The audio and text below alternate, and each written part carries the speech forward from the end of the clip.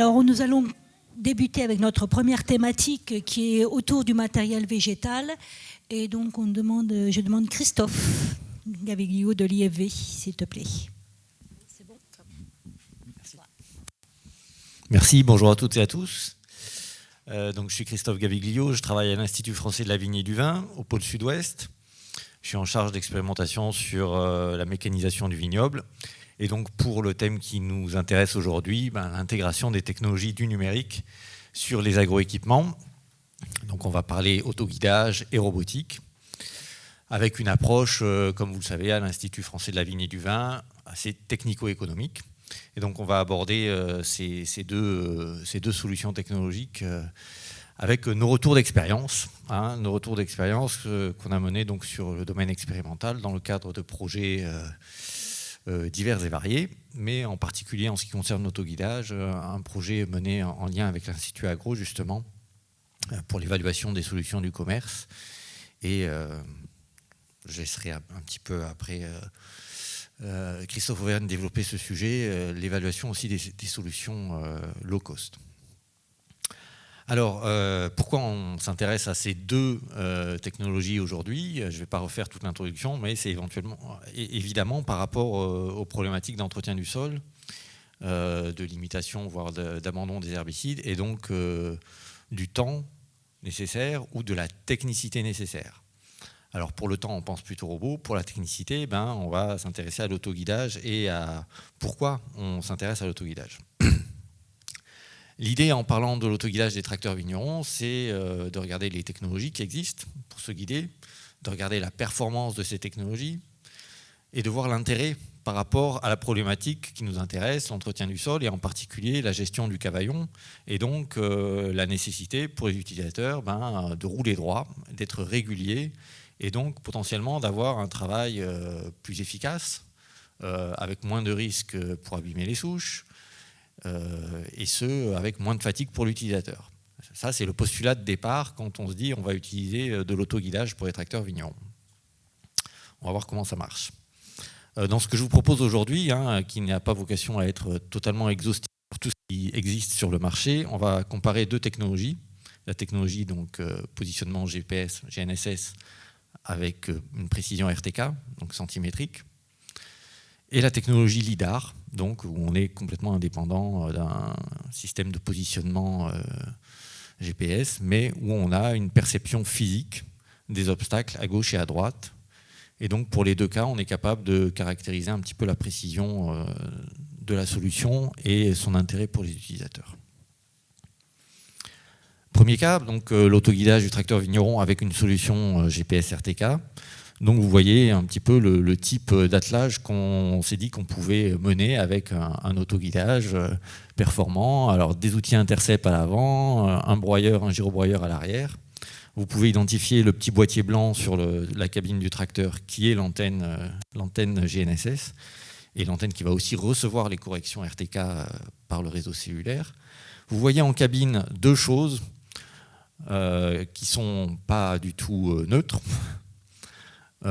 À droite, vous voyez qu'il y a un volant électrique qui a été mis sur le volant du tracteur, c'est-à-dire que c'est une modification quand même importante de la colonne de direction et de l'élément de contrôle du tracteur, premier point.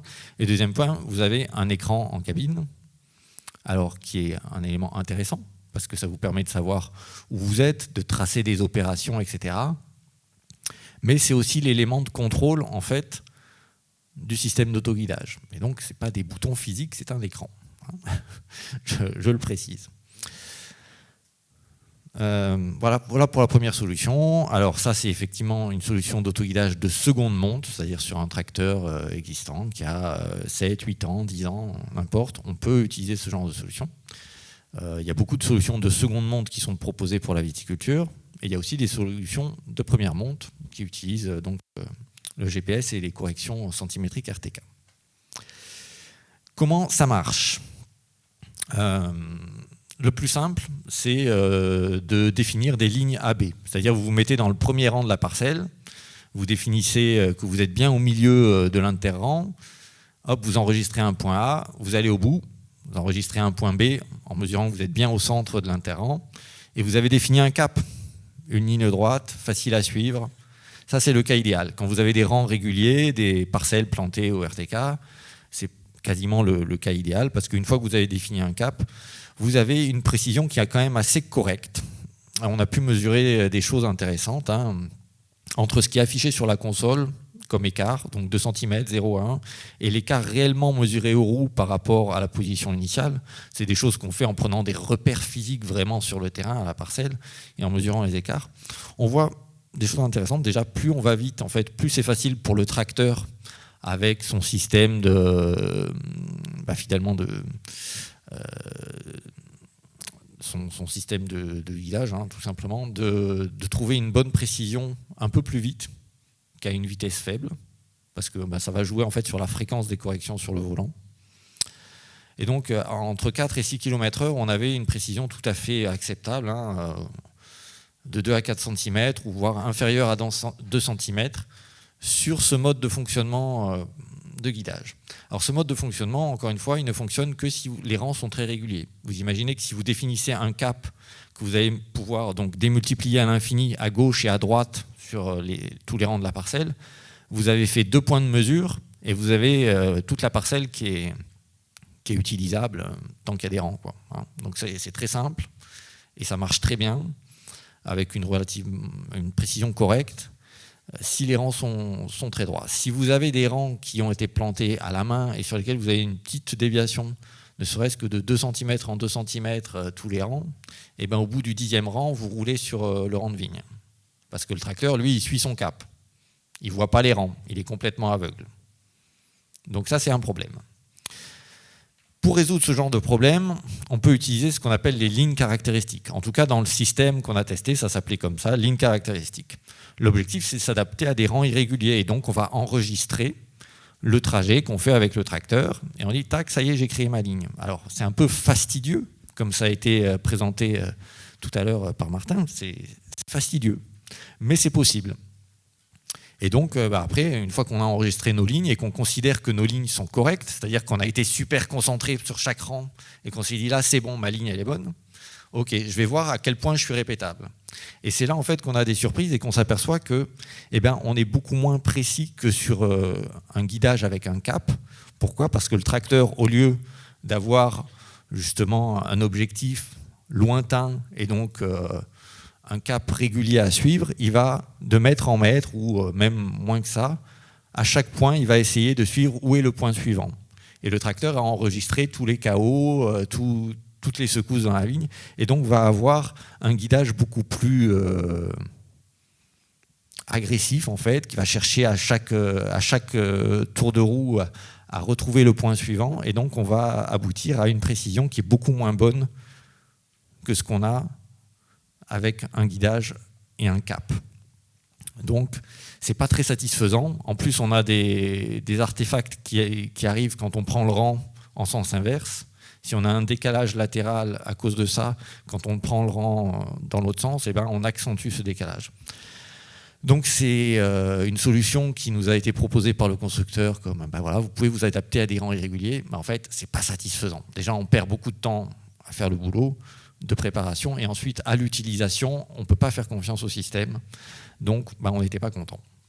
On n'était pas content, on est passé à un autre système, le lidar, en disant on a des vignes qui sont ce qu'elles sont, on ne va pas les replanter exprès tout de suite pour pouvoir utiliser un système GPS, on va faire avec le lidar.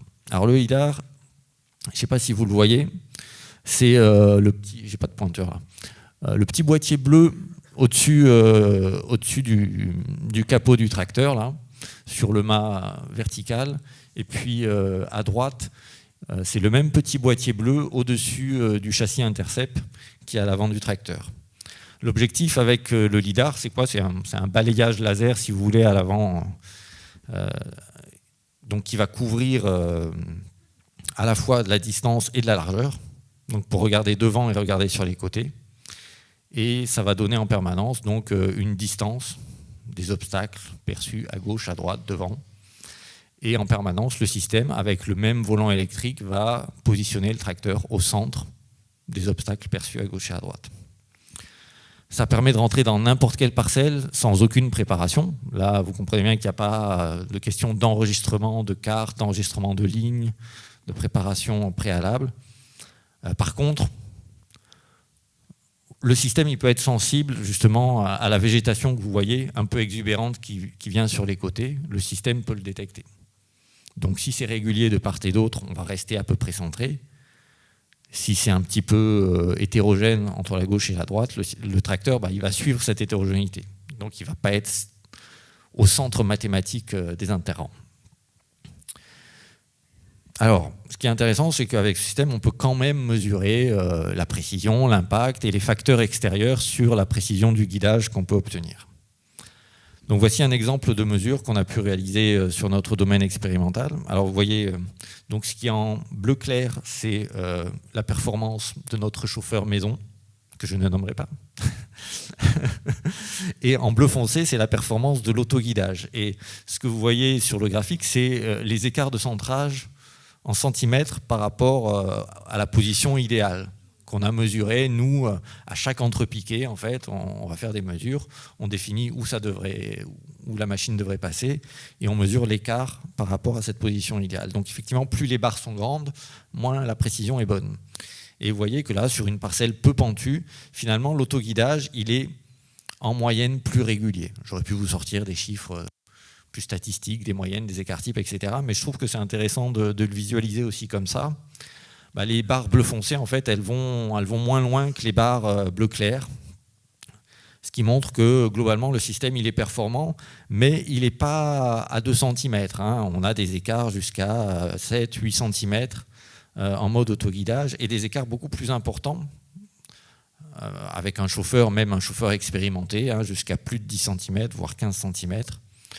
Voilà, alors on ne sait pas ce qui peut se passer, on regarde un peu le téléphone, on est distrait par les petits oiseaux. Voilà. En fait, quand on a des rangs longs, c'est compliqué pour le chauffeur de rester vraiment hyper concentré tout le temps, surtout pour des opérations de travail du sol sous le rang, bien centrées, etc. Donc là, dans cette configuration, le système, même LIDAR, il n'est pas si mal. Il est peut-être moins précis que ce qu'on aurait avec un GPS RTK, mais il n'est pas si mal. Dans une parcelle avec du dévers, là, en fait, l'humain reprend un peu le dessus. On s'aperçoit que les barres bleu foncé, elles vont beaucoup plus haut. Et ça s'explique parce que quand on est dans une parcelle un peu plus délicate, le chauffeur, par nature, il est plus attentif parce qu'il sait qu'il doit faire gaffe. Et surtout, il anticipe beaucoup mieux le comportement de la machine. Et ça, c'est quelque chose qu'aujourd'hui, le système d'autoguidage ne fait pas. Le système d'autoguidage, il est dans la correction par rapport à l'écart, mais il n'est pas dans l'anticipation de ce qui va se passer parce qu'on est en pente, etc.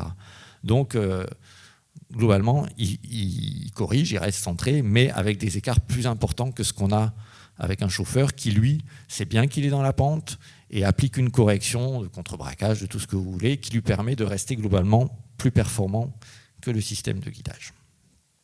Alors, à l'heure du choix, si on doit choisir entre ces deux technologies, vous l'aurez compris, il y a plusieurs critères à prendre en compte entre GPS RTK et le LIDAR. Le fait que vous pouvez avoir un abonnement avec le GPS et les corrections RTK pour recevoir les corrections centimétriques indispensables, sauf éventuellement si vous utilisez Centipede. On aura une petite explication tout à l'heure. Vous avez besoin de rangs très réguliers, plantés au RTK aussi. Vous avez une performance qui est très bonne dans le suivi d'un cap, on l'a vu, ça marche bien. Et vous êtes moins régulier si vous enregistrez une ligne en cours de travail. Inversement, si vous optez pour le LIDAR, vous n'avez pas d'abonnement, vous pouvez rentrer dans n'importe quelle parcelle, il n'y a pas d'enregistrement de ligne, mais on est un petit peu moins précis. Et donc, ce qu'on a perçu, nous, dans l'utilisation et les tests de tout ça, c'est que on n'est pas encore très à l'aise pour l'utilisation en travail intercept. Alors que c'est l'objectif. L'objectif, c'est de pouvoir être régulier, confortable, détendu et efficace dans le travail de désherbage mécanique intercept. Et donc pour des applications avec des outils traînés, pourquoi pas ? Dans l'interrang, ça suffit. La précision qu'on a pour avoir de la confiance et du débit de chantier. Sinon, on a encore des limites, en tout cas, de notre expérience. Alors, quels sont les acteurs du marché ? pas du tout exhaustif, mais on peut en citer quand même quelques-uns. Vous voyez qu'il y a du choix quand même. Trimble, Topcon, Fendt. Alors Fendt, c'est le seul aujourd'hui qui le propose en première monte. Et on pourra en discuter. C'est intéressant d'avoir un système en première monte parce que pour le coup, en viticulture, eh ben, il va y avoir des avantages. Tout à l'heure, je vous ai montré la tablette. Alors c'est bien la tablette, on a plein d'infos, mais quand il faut cliquer sur un bouton sur une tablette en cours de travail, c'est pas pratique. Quand vous avez un bouton physique qui est prévu d'emblée pour appliquer une correction gauche-droite par exemple, eh ben, vous n'avez pas besoin d'aller regarder sur la tablette et de positionner votre doigt sur un écran. Bon, il y a plein d'autres avantages de la première monte, mais il y a aussi l'inconvénient du prix, hein, évidemment. Voilà, Raven, Vantage. Alors Vantage travaille avec Trimble. Hein. Le système Braun qui a été mentionné tout à l'heure et qui a été testé aussi dans le cadre du projet Guidavine par notre partenaire qui est en Bourgogne, hein, qui n'est pas en Occitanie, mais qui a donné de très très bons résultats, hein, donc qui travaille avec le lidar et un contrôle à la fois sur la direction du tracteur et sur la position des outils. FarmTech, et puis AgOpen GPS, on y reviendra, il y a un lien avec Centipede, la possibilité d'auto-construire un système. Aujourd'hui, vraiment, voilà, si on veut s'intéresser à ces sujets, il y a du choix, mais il faut y aller en connaissance de cause sur ce qu'est capable de faire la technique aujourd'hui dans un contexte fixe qui est donné par la culture pérenne, qui est la vigne ou l'arbre, en tout cas, et donc des éléments qu'on ne va pas modifier tous les 4 matins, quoi. Quelques mots sur les bénéfices utilisateurs attendus et puis la réalité. Alors, est-ce qu'on a plus de confort avec un système d'autoguidage? Globalement, quand c'est régulier, quand ça marche, quand les parcelles sont planes, on va dire oui. On a eu des témoignages d'utilisateurs qui vont dans ce sens, notamment par rapport au fait d'avoir moins de tension, moins de torsion de la colonne vertébrale aussi quand on regarde les outils et qu'en même temps on tient le volant. Ça peut être des éléments importants parce que pour les tractoristes qui font des journées longues, interminables dans le tracteur, il peut y avoir un réel bénéfice de ce point de vue-là. Amélioration des débits de chantier, ça par contre, je ne pense pas. Ce n'est pas parce qu'on a un système d'autoguidage qu'on va aller plus vite, qu'on va faire plus vite les manœuvres. Non, on va peut-être être plus régulier, peut-être avoir moins de bourrage, etc. Mais on n'a pas été en mesure de mesurer une amélioration de débit de chantier liée à l'utilisation de l'autoguidage. La réduction des erreurs en désherbage mécanique, ça c'était le postulat de départ. On n'est pas allé jusque-là, parce qu'on n'a pas eu la confiance maximum dans le système, en fait, pour avoir la régularité souhaitée pour ça. Après, c'est possible. C'est possible quand on a la situation idéale, la situation parfaite, où un système RTK précis à 2 à 4 cm maxi toute la journée, comme on a pu le mesurer, dans des vignes parfaites, ça serait intéressant quand même, et je pense qu'il y a un bénéfice là-dessus. Petite alerte sur 2 choses. 1, la conservation de l'attention du chauffeur. Si effectivement on a un système qui est parfait et qui fonctionne bien sur des rangs longs, eh ben, le chauffeur il a tendance à s'ennuyer. Ça aussi, c'est des retours d'utilisateurs qu'on a eus. Et qu'est-ce qu'il fait pendant ce temps-là? Donc il fait ses mails, il fait ses SMS, il fait ses... Bon, il faut aussi faire attention à ça. Et un deuxième point qu'on avait moins anticipé, mais qui est remonté aussi de notre propre utilisation et des retours d'utilisateurs, des chauffeurs aussi qu'on a interrogés, c'est que si on ne met pas les mains sur le volant, où est-ce qu'on met ses mains? Et à quoi on se tient en fait quand on est dans une parcelle ou en particulier si on fait du travail du sol, eh ben, le tracteur bouge. Et si vous avez fait du tracteur, vous savez qu'on est tout le temps comme ça. Alors quand on a les mains sur le volant, on est accroché à quelque chose. Quand on n'est pas accroché à quelque chose, on fait quoi en fait? Donc voilà, il faut... Encore une fois, c'est des éléments de réflexion. Hein. Je vous donne des éléments de compréhension de tout ce qu'il y a derrière tout ça, sans jugement de valeur, mais je trouve que c'est intéressant d'avoir eu tous ces retours d'expérience, d'utilisation, parce que ça fait se poser les bonnes questions, quoi. Je passe à la suite, et s'il y a des questions après sur l'ensemble, on verra. Hein. Mais donc, dans la même veine, dans l'idée d'être précis pour l'entretien du sol et régulier, il y a les robots. Les robots, ils ont l'avantage de ne pas se fatiguer, eux, en principe. Il n'y a que leur batterie ou leur moteur qui peut se fatiguer. Je vous propose un état de l'art des solutions qui existent sur le marché. Il y en a 3 qui ont été mentionnées tout à l'heure, c'est bien. Il y en a beaucoup d'autres. Je vous montrerai un petit peu les applications. Quelques notions de performance aussi, parce que c'est des choses qu'on teste, c'est des choses qu'on mesure dans nos stations expérimentales. Et on parlera un petit peu du modèle économique associé, puisque ça a été mentionné aussi. Aujourd'hui, c'est une technologie qui est excessivement chère. Il y a beaucoup d'acteurs en France, c'est plutôt une bonne nouvelle. En Champagne, en Val-de-Loire, et puis plus près de chez nous, dans la région toulousaine, Nayo, Green Culture, et puis Pelinck, qui a travaillé avec Green Culture, j'y reviendrai, Romax Viti dans le Bordelais, et puis des acteurs internationaux comme Myanmar, qu'on va peut-être voir de plus en plus. Donc des acteurs, il y en a. Comment ils se différencient les uns des autres? Ils se différencient sur le format des robots, sur l'énergie utilisée, sur les outils qu'on peut mettre, un petit peu aussi sur le prix, on verra. Alors, pour les enjambeurs, on a quelques modèles. Donc vous avez le Bacchus, le TED et le Trax. Il y en a 2 électriques là et un thermique. C'est des choix en fait vraiment techniques qui montrent des philosophies différentes. Les enjambeurs électriques, ils ont pas mal d'avantages en termes de maîtrise, notamment de tout ce qui est commande robotique. C'est plus facile à gérer, je pense, pour les constructeurs de robots. Il y a des avantages aussi en termes de consommation d'énergie brute, je pourrais y revenir. Mais par contre, il y a une reconception totale de qu'est-ce qu'une machine agricole. Et est-ce qu'on a des distributeurs hydrauliques? Non. Est-ce qu'on doit les remplacer par des câbles électriques? Oui. Est-ce que donc on peut réutiliser les outils disponibles sur l'exploitation? Non. Donc il faut avoir des outils avec des moteurs électriques qui vont eux aussi piocher dans la batterie qui est sur le robot pour faire avancer le robot, etc. Donc ça pose pas mal de questions, mais il y a un niveau de maturité qui est suffisant pour que des constructeurs de matériel d'entretien du sol comme Boisselet, par exemple, comme Souslikov, proposent des solutions dédiées à des robots électriques. C'est-à-dire qu'ils croient dans le sujet, quoi.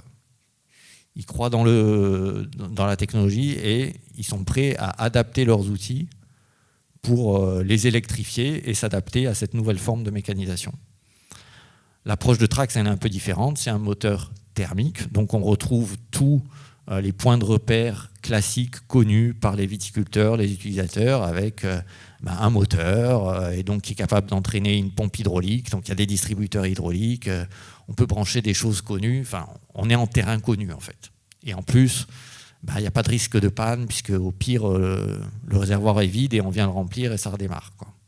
Donc c'est aussi rassurant dans un monde qui est assez conservateur. Les utilisateurs, voilà. Il y en a un autre qui est enjambeur qui est intéressant parce qu'il a des chenilles, en plus d'être enjambeur, c'est Zilus de Sabiri. Bon, il a une diffusion très très confidentielle pour l'instant, mais je le trouve techniquement intéressant. Et puis maintenant, il y a d'autres modèles, donc des interlignes.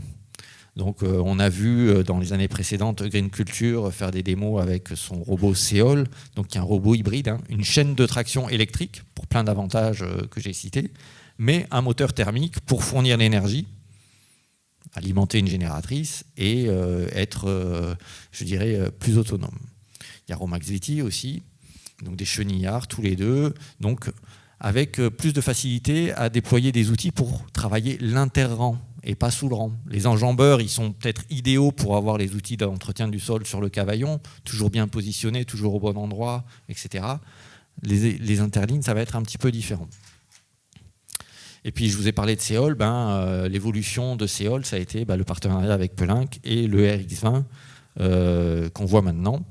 Et qu'on va voir de plus en plus sur le terrain et pas sur un salon à partir de cette année. Et c'est une bonne nouvelle, alors parce que voilà, ça montre que les robots ils changent un petit peu leur fusil d'épaule. On peut aller sur des modèles différents et sur des applications différentes pour la gestion de l'inter-rang, pour une polyvalence un petit peu différente. Et voilà. On va voir ce que ça donne dans la vraie vie, mais en tout cas, le modèle économique peut être aussi un petit peu différent, puisque a priori, c'est moins coûteux de concevoir un robot comme ça que de concevoir un robot enjambeur dans lequel il y a des contraintes mécaniques et techniques qui sont beaucoup plus fortes et qui renchérissent un petit peu le coût. Toujours dans cette veine des robots interlignes, vu sur le Vinitec l'an dernier, Blackshire, donc c'est un constructeur italien, qui a été assez courageux de montrer un robot avec une pulvée double rang pulvée confinée. C'est assez courageux de montrer ça, même si les éléments de sécurité n'étaient pas présents pour ce qui dépasse du gabarit du robot. Hein. Mais dans l'idée, je trouve ça intéressant de montrer que, on peut aller vers ce type d'application avec les robots, c'est-à-dire sortir simplement de la gestion de l'entretien du sol, mais aller aussi sur la pulvée, et donc des opérations où on peut sortir l'applicateur du champ d'application des phytos. C'est intéressant de faire ça. C'est intéressant aussi de gagner un petit peu en réactivité en affectant des robots à des parcelles, soit les plus simples, parce que les robots sont basiques, soit les plus compliqués, parce qu'on n'a pas envie de prendre de risques sur des parcelles pentues, etc. En tout cas, voilà, de réorganiser un peu le travail autour de ça, ça paraît possible maintenant. Un autre modèle à diffusion aussi un petit peu confidentielle et qui est aussi polyvalent parce qu'il peut aller sur le maraîchage. Donc Citia, Tractor, lui aussi il est hybride, donc lui aussi il a des branchements hydrauliques, il a un système 3 points, on a des repères connus pour les agriculteurs, les viticulteurs. Il y a un mini rover, donc le fameux Vitirover qui était aussi présenté tout à l'heure, qu'on a eu l'occasion de tester. Donc il est purement électrique, il est très léger, une fonction de tonte uniquement. Et là, attention, c'est pas vraiment le même cas d'usage, puisque là, on n'est pas dans l'alternative aux herbicides, c'est on choisit de ne plus désherber. Et choisir de ne plus désherber, c'est pas pareil que déployer une solution alternative aux herbicides pour aussi désherber. Donc il y a quand même quelques limites agro-techniques autour de l'utilisation du Vitirover, même si le concept, d'un point de vue robotique, il est super intéressant. Et puis, c'était un des premiers, si ce n'est le premier, à avoir montré un robot viticole, et ça, c'était quand même intéressant.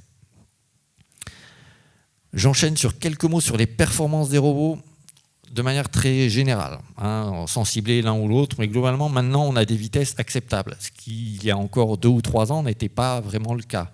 Aujourd'hui, on peut vraiment travailler autour de 4-5 km/h, alors qu'avant, on était limité autour de 3, voilà, en moyenne. L'autonomie sous supervision, ça bouge aussi, c'est-à-dire que les constructeurs qui proposent des solutions pour lancer la mission, sortir de la parcelle et avoir une supervision sur le téléphone. Alors aujourd'hui, il y a certaines limites, notamment en termes de vitesse de travail, puisqu'on dit un outil totalement autonome, il faut qu'il aille un petit peu moins vite en cas de problème. C'est en train de bouger aussi. Il y a un certain nombre de barrières justement sur la full autonomie qui sont en train d'être levées petit à petit avec des systèmes de sécurité, avec de l'autocertification et aussi avec une certaine exigence sur l'utilisateur de bien borner les parcelles, de bien afficher qu'il y a une machine autonome en fonctionnement pour prévenir les risques par rapport aux personnes qui pourraient s'approcher. En termes de temps de manœuvre, aujourd'hui on est sous la minute en général. Et pour les robots interlignes qui peuvent faire du travail en planche, sans faire de manœuvres compliquées, de marche arrière, etc., on peut être encore plus rapide, sous les 20 secondes. Donc ça, c'est super intéressant en termes de performance globale. Et donc pourquoi je parle de performance, c'est parce que plus le robot il va avoir du débit de chantier et moins il va perdre de temps dans les manœuvres, plus on va pouvoir lui affecter de surface. Que ce soit en privé ou dans le cadre d'une utilisation en CUMA, affecter plus de surface, c'est travailler sur le modèle économique et arriver sur des ratios un petit peu plus intéressants. Donc, ça donne des chiffres par hectare, entre 2 heures par hectare pour des vignes larges, donc dans notre configuration Occitanie, et 6 heures par hectare vraiment dans les vignes très étroites, où ils sont déjà un petit peu plus représentés, les robots. Quelques mots sur la partie économique. Alors les chiffres ils sont un peu bruts, un peu violents, puisqu'on parle de prix autour de 200 000 €. On va parler de durée d'amortissement entre 5 à 7 ans. 5 ans, c'est optimiste. C'est C'est des technologies qui évoluent très vite. Donc on se dit, dans 5 ans, qu'est-ce que ça sera? Dans 7 ans, qu'est-ce que ça sera? Mais on peut quand même essayer de prendre des hypothèses réalistes, avec une surface d'exploitation de 40 hectares, ce qui impliquerait 3 à 4 hectares par jour, 10 à 13 jours de fonctionnement par intervention. Donc une rotation assez régulière quand même, qui implique quand même une hiérarchisation parcellaire. Et puis voilà, une certaine sensibilité au climat, puisque voilà, plus il va pleuvoir, plus il va falloir aller travailler les sols, plus il pleut aussi, plus il faut traiter en même temps, donc plus il faut organiser le travail autour de ça, y compris donc avec une machine autonome. Si on prend la petite calculette, 200 000 euros sur 5 ans, sur 40 hectares, ça fait quand même 1 000 euros par hectare et par an d'amortissement. Et on n'a pas rajouté l'astreinte humaine, et on n'a pas rajouté l'énergie, on n'a pas rajouté l'assurance, on n'a pas rajouté l'abonnement RTK, on n'a pas rajouté, etc., etc. Donc je ne vais pas plus loin dans le calcul, mais vous avez compris que par rapport à la référence Languedoc ou Occitanie du coût du travail du sol sous le rang, qui est autour de 400 à 600 euros par hectare et par an, suivant le nombre de passages, les outils utilisés, le tracteur, etc., ben on a quand même une marche à franchir. Donc, il faut penser un petit peu plus que simplement économiquement si on veut trouver les intérêts aux robots. Et aujourd'hui, ce qui ressort de tous les utilisateurs de robots, indépendamment des petits testeurs que nous sommes, c'est qu'il y a un enjeu de précision. On en a parlé avec l'autoguidage tout à l'heure. Il y a un enjeu de trouver des chauffeurs qualifiés. Il y a un enjeu de régularité en plus de la précision. Et ça, effectivement, un chauffeur, même très bon, se fatigue dans la journée. Un robot ne se fatigue pas. Et s'il a une très bonne carto, ça c'est le point important, hein, c'est avoir une très bonne carto pour le robot, eh ben, il ne se fatigue pas, il va rester régulier, il va rester précis. Ça c'est un gros atout. Ça peut apporter la possibilité de faire du travail en temps masqué, c'est-à-dire hein, on est là, on est pampre pendant que le robot il travaille. On peut faire des économies d'énergie, puisque je l'ai abordé très très rapidement, mais un robot aujourd'hui thermique ou électrique, de toute façon, on va utiliser moins d'énergie qu'un tracteur pour la même opération. Si on parle d'énergie brute, un robot pour le désherbage mécanique sous le rang, c'est 5 kWh par hectare. 5 kWh par hectare, c'est ce que vous avez dans un demi-litre de GNR. Et il vous faut à peu près 7 litres de GNR pour faire le travail du sol sous le rang avec un tracteur. Le ratio, il est grosso modo de 1 à 10. En énergie brute. Hein. Pourquoi? Parce que un moteur thermique, 70% de ce qu'on lui met dedans en termes d'essence, GNR, etc., ça part en fumée, en chauffage, mais pas en énergie utile pour le travail. C'est le problème des moteurs thermiques par rapport aux moteurs électriques. Alors ça ne veut pas dire que c'est magique, parce qu'on ne fait pas exactement le même travail non plus. Donc peut-être que pour un passage de tracteur, il faudra 1,5 ou 2 passages de robot. Il faut le prendre en compte aussi dans le calcul, tout ça, parce que le travail n'est pas exactement le même si on a tendance à de plus en plus utiliser les mêmes outils. Je reste là-dessus pour la partie économie d'énergie. Il y a le côté aussi poids des outils, qui peut compter, les périodes de sensibilité à la compaction du sol, même si je modère quand même pas mal ce point, parce que quand le sol est sensible à la compaction parce qu'il est mou, ce n'est pas le moment de travailler les sols non plus. Donc il y a quand même cette limite. Et puis les robots, quand même, ça peut être attractif pour les viticulteurs. Ça peut être une source de motivation, alors que le métier est difficile, d'avoir accès justement à une technologie intéressante qui est aujourd'hui performante. Techniquement, ça marche. Hein. Alors, pas dans toutes les parcelles, je vois les questions arriver, mais techniquement, ça marche quand même pas mal. Quelques considérations. Un tracteur automatisé versus un robot. Voilà ce qu'il va falloir prendre en compte. La facilité de déplacement, parce que sur un tracteur, vous avez toujours un volant. Donc, pour passer de parcelle en parcelle, c'est quand même bien. Sur un robot, il n'y a pas de volant. Donc, passer de parcelle en parcelle, quand il faut traverser une route, un chemin, etc., théoriquement, il faut monter le robot sur une remorque ou dans un camion, etc.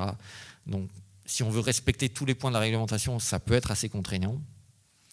Inversement, quand vous êtes en mode autonome sur un tracteur, vous avez le bénéfice du robot, mais vous êtes quand même assis sur le tracteur, donc il faut se trouver à s'occuper. Il faut avoir confiance dans le système. Et puis, il faut quand même des rangs d'une certaine longueur pour utiliser un tracteur avec un système d'autoguidage. Sinon, on passe quand même toujours beaucoup de temps à faire des manœuvres par rapport au temps où on peut s'occuper de la précision des outils. Voilà, j'en ai terminé. Je vous remercie pour votre attention.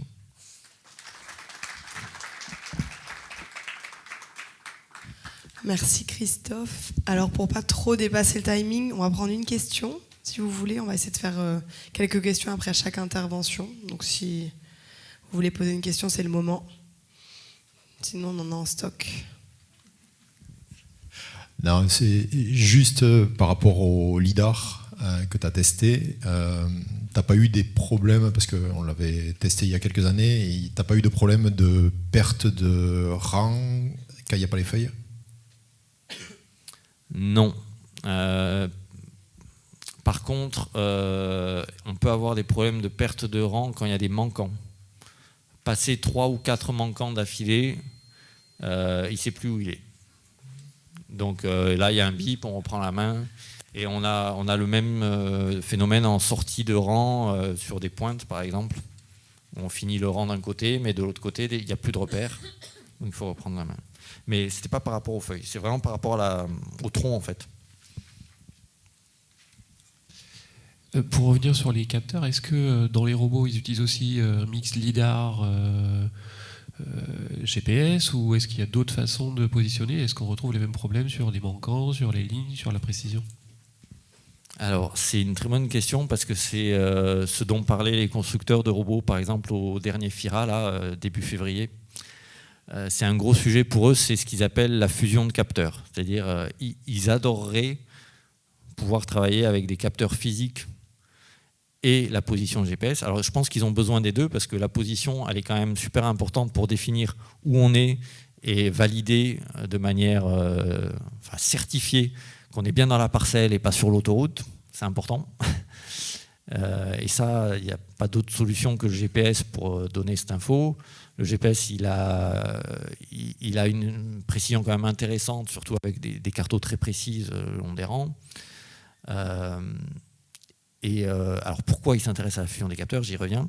C'est parce qu'il peut y avoir des perturbations du signal de correction centimétrique pour des raisons topographiques. On ne reçoit pas le signal, le robot il ne sait pas où il est, il s'arrête. Pour des raisons de perturbation dans la ionosphère, pour des raisons aussi plus sensibles de piratage. Par exemple, c'est ce qui est arrivé au FIRA. Pendant quelques heures, là, il y a eu piratage du système de correction, dont ça y est, le nom m'échappe. Donc voilà, tous les robots étaient un peu à l'aveugle. Donc, et ça, en fait, c'est un vrai sujet, parce que les utilisateurs, ils veulent de la continuité de service. Ils veulent être sûrs que le robot il va continuer à travailler, qu'il ne soit pas bloqué au milieu d'une parcelle pour une raison X ou Y, parce que quand vous avez un robot comme ça bloqué, comment vous allez le sortir? Vous n'avez pas de... Sortir un robot manuellement d'une parcelle, même avec la télécommande, c'est très très compliqué. C'est très compliqué d'être précis avec une télécommande pour sortir un robot avec des outils coincés au milieu d'une parcelle. Donc voilà, la fusion de capteurs, c'est un vrai enjeu pour la continuité de service des robots. Merci Christophe.